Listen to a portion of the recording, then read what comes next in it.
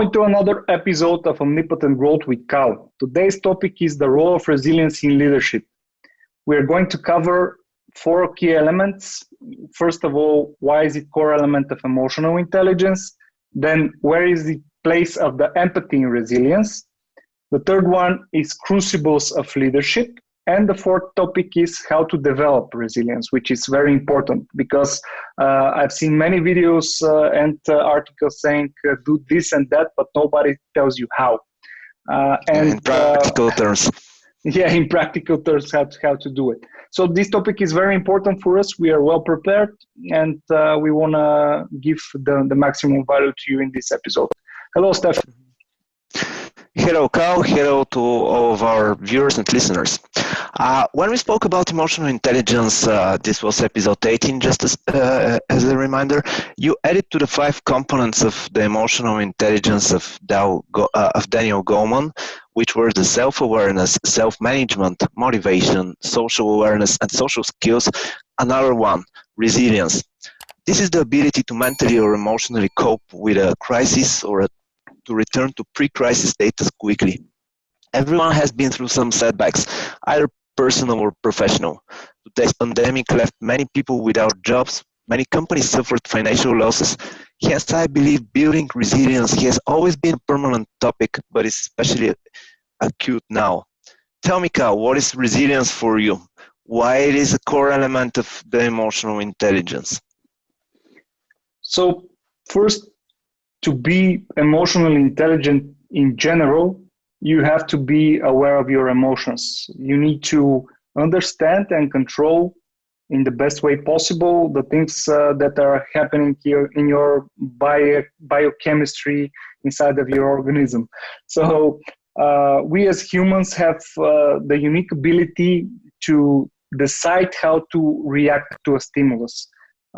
In the book Searching for the Meaning of Life, there is a concept that Viktor Frankl is putting right there, and it's one of the pillars of resilience and of stoicism. Everything can happen to you, but the way you react is up to you. Like 10% of everything that is around you is about what are the circumstances, and 90% in your head is how you react to it, like, or overreact, as it turns out many times.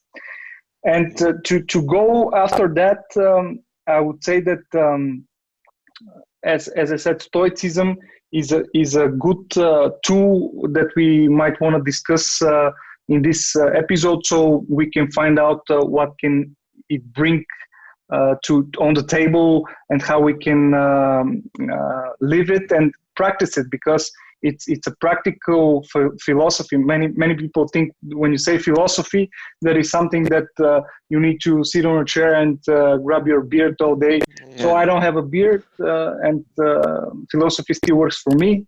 The idea here is that you have small tokens of information that can change your overview.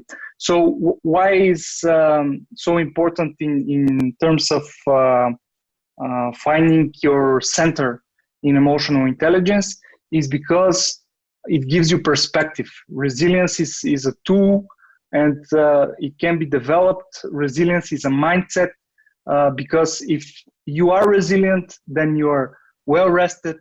You are into the things that are up to you, not into the things that are not. Like, you're not giving the power of outside events or decisions of other people to bring you down. And most importantly, you have the perspective on life itself and how to take the most. Because in a minute I will say a lot more on the perspective of life. So to sum it up, if you want to move further into empathy, into understanding the happiness itself and the simplicity on those matters, you first have to be resilient enough to be able to enjoy them and to be able to fully understand them. Speaking of empathy, as you mentioned, one of the typical questions of executives interviews is, tell me about the time when your team faced a difficult situation and how did you handle it?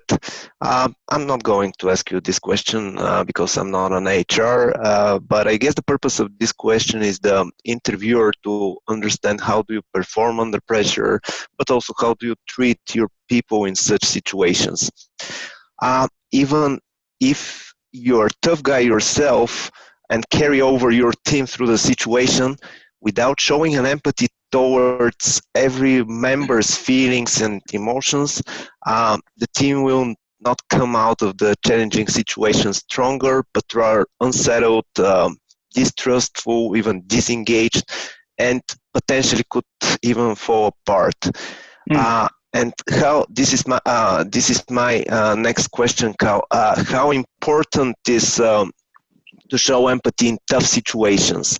And here the emphasis is on tough situations because when everything is calm, everyone is empathic in good times. But for me, generally, bad times reveal so much more about a person, about a leader, than the good ones. So back to empathy, why it is important, especially in tough situations. So it's a mixture, of course. We cannot put empathy alone to stand as a one single quality or one single event that is helping and transcribing the situation. It also depends on your mindset. If it's a growth mindset, it's a big topic of ours. But when the situations are tough, if you are with growth mindset, you are not in fear of the challenge. You're not in fear of the obstacle. You don't fear that the success of others will outshine you if the situation is tough, because many people with a fixed mindset, many leaders think that this is something that might bring them out to the light that they're incompetent or something like that. When you live in such fear, it's never good. So it's even if it turns so, if you are willing to learn and to develop and improve in future, then it's a totally different matter, and you are a totally different person. This shows true. And to be closer to the question, you can be empathic with the core idea of putting yourself into another body, but without your qualities. You have to imagine their situation, their perspective, their knowledge in the time, and all the things that might be bothering them, that might be an obstacle to them. And then if you're a good leader, seeing all of those, you have to unlock those doors. Like you have to give them the opportunity to relieve themselves from those fears. Like if you think that something might be an obstacle, talk about it. Like when it's out, it's not inside the head. And when you bring out all the things that might look scary, and say, don't worry, we're in this together. Tell me, what do you need? Like, show this the compassion. It's one level down into abstraction of empathy. You have to be compassionate. You have to be grateful that you have this person across the desk, and show it in a way. So this all starts with resilience. If we have to be fair, it starts with being able to content your own emotions, because the situation might be difficult for you too, but then giving that elevation to another person is even making you more resilient. It's giving you more strength because you're giving to another person, you're extending yourself into another person, and then your whole being is in another state, and you can endure a lot more because you know that you're helping. So we can cover that. I would say that when it comes to people, you first need to deal with your emotions, then with theirs, and to be contagious, you need to smile more. Like everything. Contagious in a good sense, in the good meaning. Good sense, yeah, in the good meaning. If we want some sort of a contagious environment, it should be smiling. It should be bringing nice energy to the meeting room, bringing nice energy to the conversation. And we have these mirroring neurons. When you smile, you give the opportunity of a smile to others, because it's a natural human thing to react in the same way, because we are empathic beings, and this is the surface level of empathy. When they smile, they do it as a reflex, but then the muscles are programmed in the mind to release the same chemical reactions that would have been released in a real smile. So the effect is the same in the end. So even if in tough situations, keep your smile, because it induces chemical reactions and smile perspective. Absolutely. Yeah, exactly. Makes you happy. So now, from the smile, let's go south to the so-called crucibles of leadership. The literal definition of a crucible is a ceramic or metal container in which metals or other substances might be melted down or subjected to very high temperatures. However, we will use the definition of Robert Thomas, who is a managing director of Accenture Strategy. And for him, Crucible is a transformative experience through which an individual comes to a new or an altered sense of identity. Crucible is a moment when you doubt your abilities because of an adverse situation or encountering some prejudices about yourself. How do you overcome such situations, and how can you go out stronger out of them when your core values and core beliefs about yourself are shaken? Kal? So the bottom line, we start right there. So it's perspective. Like, I recently heard a great analogy, which it was gratitude, acceptance, and perspective. So it's gap. I will mention another gap in a minute, but it's easier to remember. Perspective in terms of philosophy come back more than 2,000 years ago. Like in times of Marcus Aurelius, Seneca, Epictetus, the first Stoicists that are recorded in history, they put it in the best way possible. So when you have a crucible moment, it can either make you or break you, right? This is the common saying. Exactly. And there are, as we are wanting to give implementation strategies and tactics, there are ways to simply program your mind in how you want to vision a situation. And I will give an example. I have pre-written a few. So credit goes to Ryan Holiday. He's a Stoicist author, and I recommend all of his books. I will mention them in a minute, but to start with those, like Memento Mori, Amor Fati, and Premeditatio Malorum. Those are the three that I want to discuss today, and that I chosen as examples, but there are more that you can use as a filter. Let's say, Instagram is quite the tool today. You can put a filter to your mind you can put a filter to your perspective. First, to start off with Memento Mori.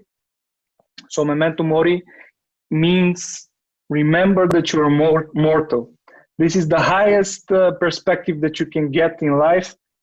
Whatever trouble, like I didn't get the promotion, my business is not making enough money, even the worst case scenario, I've been cut off my job or laid off. Yeah, laid off. Yeah. So put it into a perspective. You're alive, you're well, you have the gift of today and tomorrow, you have your own abilities. Put yourself together and continue forward. There are a lot of people on this planet that started again in their 50s, 60s, and they made it, like they made a legacy, they made a history out of their names. Yeah. So the greatest perspective, whatever crap comes in your way, put it into this perspective and decide what you can do with it. Like what is the next thing that I can do with my life, because it continues. It doesn't stop there with the loss of a promotion or trying to search for another job or whatever happens in that scenario, because we are thinking in the leadership scenarios. So this is the worst thing that might happen, and it happens to any man in a day. Put it into a perspective. You have life now, live it, and make most of it. The next word, amor fati. So this is especially a very, very powerful for me. Amor fati means be in love with your fate, like accept it on a higher level. Think of it as whatever happens to you, it happens for a reason, and it happens so you can learn from it. So whatever comes in your way, the path that you are leading up until now, everything comes here with meaning. Whatever happens, it's here to build you, to make you stronger, to make you better, and to be more prepared for tomorrow. So if you have difficulties, if you have things that you're certain of, make so that you dig in, find why those things are coming up together, because there is always a reason, always a meaning. You can find it. Depending on the person you are, you will find different answers, but there is always an answer. Things are happening. Think that those that are happening are for a better reason, for a positive reason. Find out why and start pursue that, and don't dwell on the things that happen. The third one is premeditatio malorum, and it's a great one also because it gives you the perspective right beforehand. When we are thinking of what can happen, there are so many things that can turn wrong, and I'm so afraid to start off this thing that I want to start off a business or trying for a bigger project or trying to make an impression to someone. And this was written in the boats in the Middle Ages, and it said, you should know, and you should be aware of all the scariest things that might happen and how you can react to them. And then when you turn it into a modern age, it's really not so often that the ship will sink and things like that will happen. And when you put it in a list, what is the worst thing that can happen? How can I react to that? And what is the next step I will take after that? You relieve yourself and you break the chain out of this fear, and you know that you already have a plan, so you release it from your mind. And this credit goes to Tim Ferris with his Stoicist list. He's also a big fan of Stoicism. So this technique and this tactic goes to him. And premeditatio malorum gives you another great advantage, and that is when you know what are the things that you fear the most, you can prepare for them. if you don't put them into a list, and if you don't put them on paper, they dwell in your head and they are not formulated. They become monsters of a thought. And sometimes you create such delusions that they're far more scary than the real thing that can happen. And when you see it written down, it's a completely other thing. Yeah. So those are the applicable quotes coming from a lot of years throughout time, and a few keys that are books exactly about resilience. Ego is the enemy, the obstacle is the way, and stillness is the key. Those are 3 books on Stoicism. And to put it shortly, because they're also, the titles are actionable strategies in a way, which is indeed great. So credit goes to Ryan Holiday. Ego is the enemy is more than obvious. To be a resilient person, you cannot give power over people, and to give power over people means that to be afraid of anyone's hurting your ego, or to have an ego per se. Like, it's one thing to have self-confidence, it's one thing to be aware of your abilities and free from the fear to practice what you want to practice best. Another thing is to have ego, to feel threatened by not performing so good, by someone performing better than you, and the list goes on. The other obstacle is the way. This is, first, it's a great thing to think about Stoicism, that you are not afraid of hitting the obstacle. And second, it's one of the core principles of growth mindset. Obstacles draw you. Like, your path is through the obstacles and never around them. You know that if there is an obstacle, that this is your way, your path, because otherwise you wouldn't be an obstacle. It wouldn't be in your path if it wasn't meant to be there. Like, there should be another path. And the third one, stillness is the key. This is the more, let's say, spiritual side of Stoicism. And then there should be always time and place in which you just slow down. You just take a minute to reflect. Slow is safe is fast, and the way you can do that is through meditation. There are so many different ways of meditation, so I've tried a lot of them.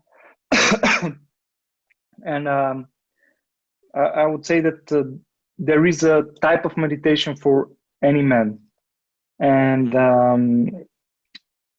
to be still is to be clear. Like, you want to reach that level of clarity in your mind, that level of self-awareness and mindfulness, that you can objectively look at the situation, not subjectively. So you want to be outside of your physical self and be able to reflect and see objectively all the things that are happening around you.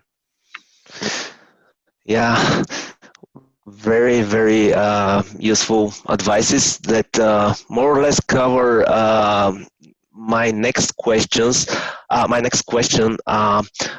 but because my next question was to give us some practical advices about how to build resilience. Yeah, that's why. Do you have anything to add for building resilience in times of in daily in daily terms, when you face some daily setbacks, irritating situations? like for example, your budget proposal is cut off, or your idea is not supported by the board. Situations like this where every one of us is falls into such situation often. Yeah. So first, I have few things that. First one is summarizing the things that I just talked about, and you can make tokens. They are even on the market. Ryan Holiday in Stoicism Daily, I think it was called his thing. They are making tokens which have those types of quotes on them. So if you want to make it even easier, just make laminated cards with the quotes and keep them in a short distance, because it sounds like almost silly that something like this can happen, but it does help. And when you just read it, remember to implement it. This is your filter. Just pick it, read it. Think of all the ways that you want to implement it in your life, and go through the situation with that mindset. Another thing is sleep. So sleep is so important. People don't even realize how important sleep is. Right? If you have, first you have to find your chronotype. Find your chronotype. Sleep as good as possible. Find out if you are eligible for a power nap. I would say eligible because some people just cannot do this thing because it conflicts with their chronotype, or others. By the way, what is a chronotype? So there are a few, and they are related to how you sleep. This is beyond the scope of the episode, because I want to talk about regenerating and rehabilitation in another episode. But they are a lion, a wolf, a dolphin. There are certain things, certain variables that are differentiating them. And when you find your chronotype, you know how to implement sleep better. But if you're well rested, you had your sleep, you had your meditation, you have your fluids in you, then reacting and reflecting to tough situations becomes 80% easier, because you're your own self. You're made to be rested as a person, as a human. Yeah. Another thing is that compassion and gratitude, those two are like so, I don't know if they're cliche, but they're so underestimated and so not so well understood. Like to have gratitude is to be using the tool that I will now mention, and the tool is called the reverse gap. The reverse gap means when you find yourself in a situation in which you say, damn it, I'm not progressing well enough, this didn't go as good as I expected, this might not give me the next project or the next promotion. Think of how many things you have achieved. People are always looking to the next thing, to the next goal, to the thing in the future, 2 years, 3 years, 10 years. But we do not stop to look back and to see where we were 3 years ago, 5 years ago, 10 years ago. What was different? Reflect on the past, yeah. How I've grown for that time, what I achieved, where I'm standing now, where I was, what was I doing, and what am I doing now. So those, and the pure, I also said the thing about the smile, which is very important thing. And the last one is the diversification of interest. This is my last pointer, how to do it on a daily basis. Just have a couple of interests, like most of people have at least one more besides their daily work, family, maybe family or close friends. I give them the same circle, like, because if you have very close friends, they're like family to you. So think about them, think about how they make you happy, or how they make you feel. Think about them, how they are struggling in their life to get your mind off the one thing that you're thinking the most about, work, for example.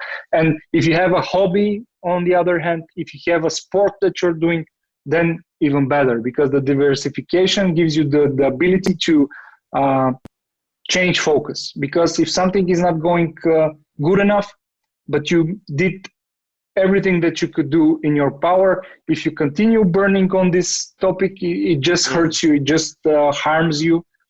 The good thing about it is to, when you did everything that you can, switch focus. Like in the end of the working day, just go through to another thing. Go to your yoga or to your weightlifting or whatever you do. Go to your family. Take a minute to write in a journal if this is your thing. Writing is also very underrated, as the more you write, the more you clear your mind. Like if you can imagine a big ball of mush circling your head, and then you can grab this mush and place it into A4, and then it's no longer in your mind and no longer torturing you. Yeah. So those are things that you can do on daily basis for developing resilience. Yeah. Well, a lot of compelling and intriguing advices, especially in practical terms from Kal we've heard today. So final words, Kal, for today's episode. I think it was very useful, and I hope more and more people watch it, because really resilience is a key component of emotional intelligence, and it should be developed, and it's for your own good and well-being. Absolutely, Steph. I totally agree with you. And the thing is that people think that watching funny videos or scrolling on social media will help them somehow loosen up or detach their focus or their mind. But it does have only a short-term dopamine rush, and afterwards it might even get worse. So for the people that are patient enough to watch the whole episode, thank you. And I'm sure that you are going to have a lot of nuggets that you can pick in your pocket from this episode. It's not by accident that we give the gist of the information in the later stage of the episode, because we want to just grab the attention of everyone. And today are a few hundred people that are watching and listening. Tomorrow it might be thousands. The real point here is that we want to continue exploring these topics, continue helping you be better leaders, growing leaders, and it will be great if we can help each other out throughout this journey. So subscribe, share our content, and see you next week.